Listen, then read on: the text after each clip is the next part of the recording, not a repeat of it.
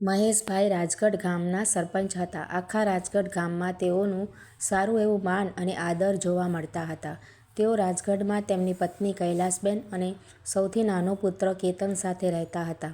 જ્યારે તેમના બે મોટા દીકરા વિપુલ અને અશોક ફોરેનમાં સ્થાયી થયેલા હતા. આમ હાલ મહેશભાઈએ પોતાની બધી જવાબદારીઓ બખૂબી ભજવી જાણેલ હતી. આ બાબતનો ગર્વ તેઓ જાહેરમાં પણ ઘણીવાર કરતા હતા. પરંતુ શું આ બાબત ગર્વ લેવા જ સમાન હતી કે પછી તેઓના જીવનની મોટામાં મોટી ભૂલ હતી? તે તો આવનાર સમય જ જણાવી શકે તેમ હતો. ધીમે ધીમે દિવસો, અઠવાડિયા, મહિના અને વર્ષો વીતવા લાગ્યા. એક તરફ સમય તેની રીતે પસાર થઈ રહ્યો હતો તો બીજી તરફ મહેશભાઈની તબિયત પણ હવે ધીમે ધીમે લથડી રહી હતી. હાલ પોતાના શરીરમાં જે કંઈ લક્ષણો દેખાઈ રહ્યા છે એ માત્ર વધતી જતી ઉંમરના લીધે હશે એવું વિચારીને મહેશભાઈ આ બધા લક્ષણોને અવગણી રહ્યા હતા.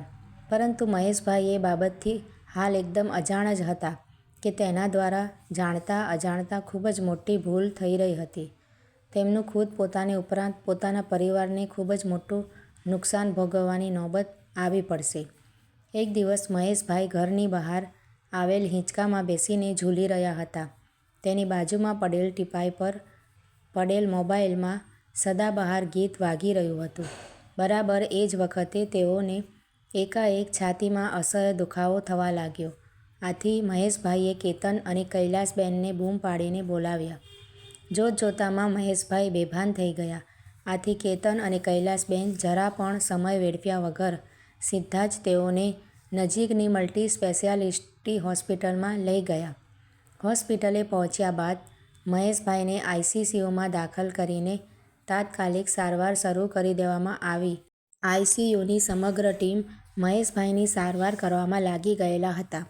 લગભગ એકાદ કલાકની આસપાસ ડૉક્ટર મિહિર આઈસીયુની ચહેરા પર ઉદાસી સાથે આઈસીયુની બહાર આવી કેતન અને કૈલાસબેનને જણાવતા બોલે છે, "I am really very sorry to say Maheshbhai is નો મોર."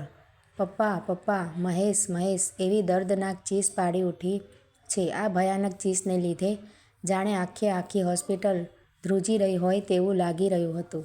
કૈલાસબેન કેતનને ગળે વળગીને હિબકે હિબકે રડી રહ્યા હતા.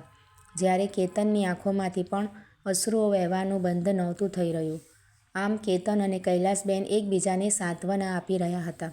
"બેટા, આ દુઃખદ સમાચાર તારા ભાઈઓને પણ જણાવી દે." કૈલાસબેન પોતાની જાતને સંભાળતા સંભાળતા આંસુ લૂછતા કેતનને જણાવે છે, "હા, પપ્પાને જ્યારે આઈસીયુમાં લઈ ગયા ત્યારે જ મેં આ બાબતની જાણ કરવા માટે વિપુલભાઈ અને અશોકભાઈને કોલ કર્યો હતો.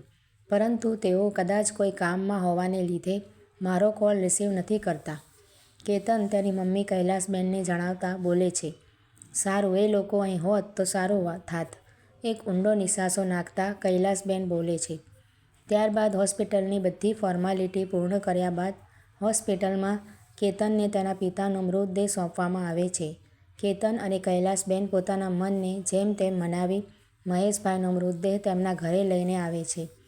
હાલ આપણા સરપંચ આપણી વચ્ચે નથી રહ્યા. તેઓ દેવલોક પામેલ છે. આ સમાચાર મળતાની સાથે જ આખું રાજગઢ મહેશભાઈના ઘરની બહાર એકઠું થઈ ગયું હતું.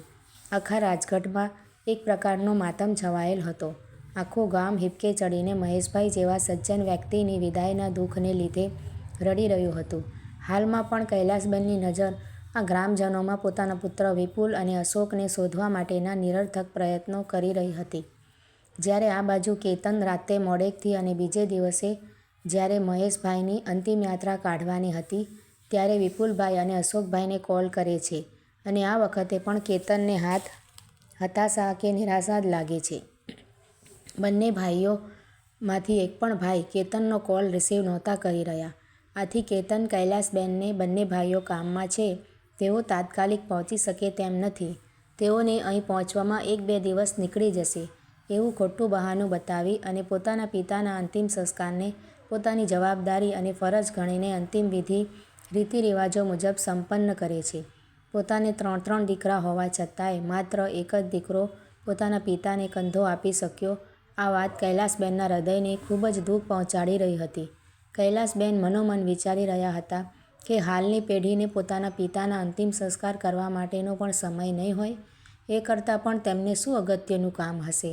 જો છોકરાઓને ફોરેન મોકલ્યા બાદ આવું થશે તેવો મને ખ્યાલ હોત તો હું ક્યારેય વિપુલ અને અશોકને વિદેશમાં મોકલ્યો જ ન હોત. કૈલાસબેન આવા વિચારોને લીધે મનોમન દુઃખ વ્યક્ત કરી રહ્યા હતા. એકાદ અઠવાડિયા બાદ મહેશભાનના ઘરમાં બધા મહેમાનો પોતાનું દુઃખ વ્યક્ત કરવા માટે કેતન અને કૈલાસબેન પાસે મોઢે આવી રહ્યા હતા. કેતન અને કૈલાસબેન એકદમ દુઃખી હાલતમાં ઘરની બહાર આવેલ ઓસરીમાં જાણે પોતાની રંગબેરંગી દુનિયા એકાએક જ રંગવિહીન થઈ ગઈ હોય તેમ સફેદ પોશાક પહેરીને બેઠેલા હતા. એવામાં અચાનક તે બંનેના કાને પપ્પા પપ્પા તમે અમને શા માટે એકલા છોડીને જતા રહ્યા? હવે આ દુનિયામાં અમારું કોણ ધ્યાન રાખશે? તમને અમારો એકવાર પણ વિચાર ન આવ્યો? આવી પોક સંભળાય છે. આથી કૈલાસબેન અચરજ અને હેરાની સાથે નજર ઊંચી કરીને જોવે છે તો વિપુલ, તેની પત્ની અશોક અને તેની પત્ની ખેવના રડતા રડતા પોતાના ઘરના ફળિયામાં પ્રવેશી રહ્યા હતા. આથી કૈલાસબેન કેતનની સામે જુએ છે. કેતન ઇશારા દ્વારા કૈલાસબેનને જણાવે છે કે મેં બંને ભાઈઓને આ બાબત વિશે જણાવેલ હતું.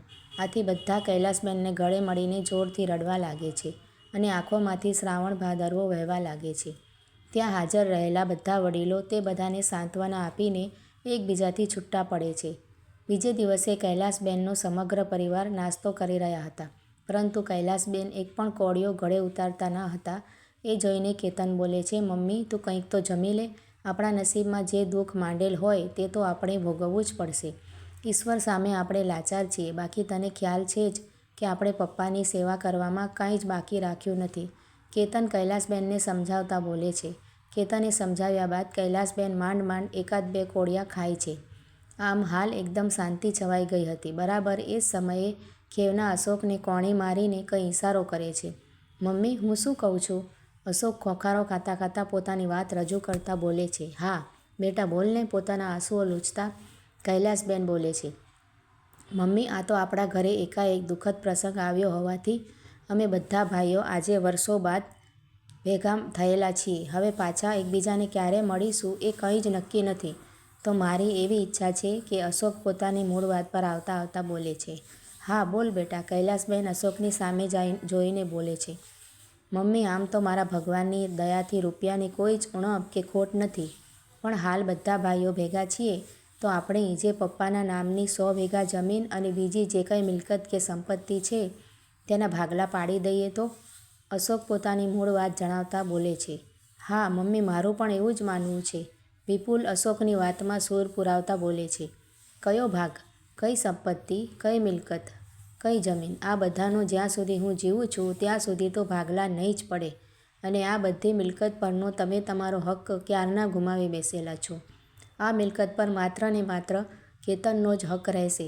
કૈલાસબેન મક્કમ થતાં બોલ્યા. આ સાંભળીને અશોક, ખેવના, વિપુલ અને તેની પત્નીઓના આંખના જાણે મોતિયા જ મરી ગયા હોય તેવું લાગી રહ્યું હતું. ભારત આવવાનો ખર્ચો પણ માથે પડશે તેવું તે બધા વિચારી રહ્યા હતા. મમ્મી આ તું શું બોલી રહી છે? કેતન હેરાની સાથે કૈલાસબેનની સામે જોઈને પૂછે છે.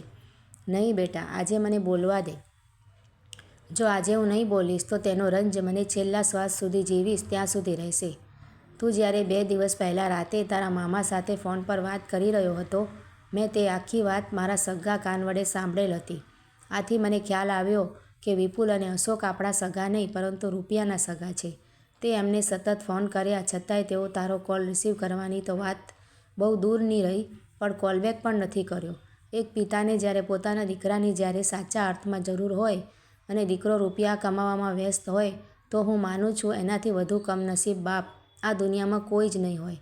અને દુઃખ સાથે મારે જણાવવાનું પડે છે કે તારા પપ્પાની ગણતરી પણ એ કમનસીબ બાપમાં જ થાય છે. આજના સંતાનોને એવું લાગે છે કે આપણે મા બાપ સાથે વિડીયો કોલ કે ફોનમાં વાત કરીએ છીએ અને દર મહિને ઘર ખર્ચના રૂપિયા મોકલાવીએ છીએ એટલે ઘણું થઈ ગયું, પરંતુ આજના સંતાન એ બાબત ક્યારેય નથી વિચારતા કે તેઓના મા બાપ ખરેખર શું ઈચ્છે છે. હું અને તારા પપ્પા તો ઠીક, પણ દુનિયાના દરેક મા બાપ એવું જ ઈચ્છતા હોય છે કે તેના બધા જ સંતાનો તેમની સાથે અને નજર સામે જ રહે. પરંતુ એ વસ્તુ અલગ છે કે બધા મા બાપ આ બાબત તેના સંતાનોને ક્યારેય જણાવી જ શકતા નથી. જો આજે ભાગલા પાડવાની કે પછી તારા મામા સાથે થયેલ વાત મેં સાંભળી જ ના હોત તો કદાચ હું પણ આ વાત ક્યારેય તમને ના જ જણાવવાને બદલે કાયમિક માટે મારા હૃદયમાં જ દબાવી બેસેલ હોત. આટલું બોલતાં બોલતાં કૈલાસબેન રડવા લાગે છે. ત્યારબાદ મહેશભાઈના 12માની બધી વિધિ પૂરી કરીને અશોક અને વિપુલ પોતપોતાની પત્નીઓ સાથે પોતાના ઘરે પરત ફરવા માટે કૈલાસબેનની રજા લઈને નીકળે છે. જ્યારે આ બાજુ કેતન આજે પણ તેના મમ્મી માટે એક અડગ અને અતૂટ સહારો બનીને કૈલાસબેન સાથે અડીખમ ઊભેલો હતો. આપણે પણ ક્યારેક આપણા માતા પિતાની લાગણીઓ કે ઈચ્છાઓ જાણવા માટે પ્રયત્ન કરવો જોઈએ.